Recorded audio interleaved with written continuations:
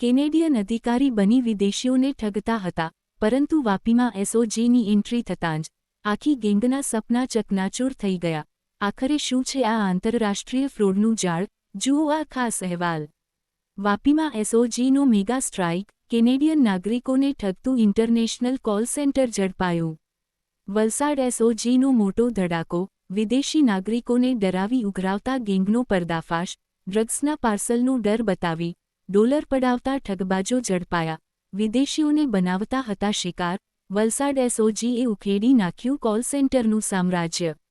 વલસાડ જિલ્લાના વાપી વિસ્તારમાં વલસાડ એસઓજીએ એક એવી કાર્યવાહી કરી છે, જેનાથી આંતરરાષ્ટ્રીય ઠગાઈના રેકેટનો મોટો પર્દાફાશ થયો છે. વાપીના હરિયા પાર્ક ડુંગર વિસ્તારમાં દરોડા પાડી એસઓજીએ એક ફેક ઇન્ટરનેશનલ કોલ સેન્ટર ઝડપી પાડ્યું છે.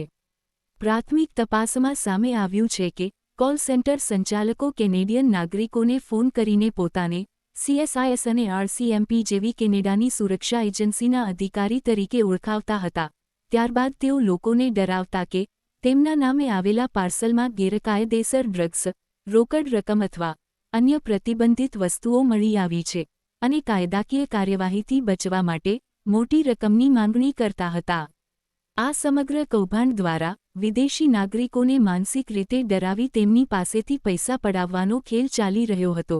જો કે વલસાડ એસઓજીની સતર્કતા અને ગુપ્ત બાતમીના આધારે કરાયેલી કાર્યવાહીથી આ ગેંગનો ભાંડો ફૂટી ગયો. દરોડા દરમિયાન મહિલા અને પુરુષ સહિત કુલ 11 આરોપીઓને ઝડપી લેવામાં આવ્યા છે. સ્થળ પરથી laptop, mobile phone, digital data અને અન્ય ઇલેક્ટ્રોનિક સાધનો સહિતનો મહત્વનો મુદ્દામાલ પણ જપ્ત કરવામાં આવ્યો છે. વલસાડ એસઓજીની આ કાર્યવાહી જિલ્લાની સૌથી મોટી સાયબર ક્રાઇમ વિરોધી સફળતાઓમાંની એક માનવામાં આવી રહી છે. હાલ પોલીસે આરોપીઓની પૂછપરછ શરૂ કરી છે અને આ રેકેટના આંતરરાષ્ટ્રીય કનેક્શન અંગે વધુ તપાસ હાથ ધરી છે. વાપીમાં ચાલતા આ ફેક ઇન્ટરનેશનલ કોલ સેન્ટર પર તવાઈ બોલાવી વલસાડ એસઓજીએ સ્પષ્ટ સંદેશ આપ્યો છે કે સાયબર ઠગબાજો હવે કાયદાની પકડથી બચી શકશે નહીં.